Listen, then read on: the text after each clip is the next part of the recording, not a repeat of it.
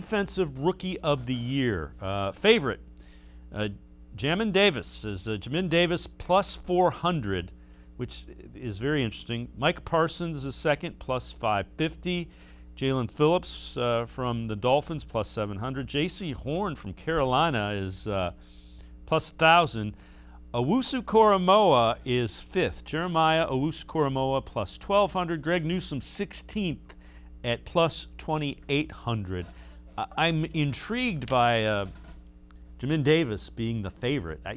That's a head scratcher. I know he's really good, but Parsons, and I wouldn't be surprised if Owusu-Koramoah finds his way onto the field as a starter.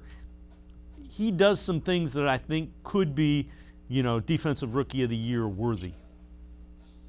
Yeah, I mean, no question about it. You mentioned, obviously, Jamin Davis being at the top of the list. It kind of reflects the weird draft. I mean, we didn't have a defensive player get taken in this draft until the 8th pick overall. That was J.C. Horn, who went to the Panthers, like you mentioned. Obviously, he's high up in that odds list. So I think it kind of reflects how wide open this defensive Rookie of the Year race could be. There wasn't a Chase Young in this draft. There wasn't a Bosa in this draft who was taken 2nd or 3rd overall.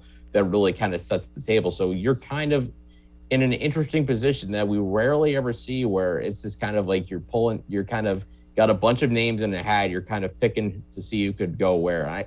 Davis seems like a reasonable pick right now just because of who he's playing behind, and he's playing behind a very good defensive front in Washington, featuring, of course, Chase Young, who won it a year ago. You've got and from a Browns perspective, Jeremiah Owusu-Koramoah certainly has got an opportunity. I talked before, about him around draft season, how I thought his playmaking was tremendous. He plays downhill. He really does a lot of great things in certain situations.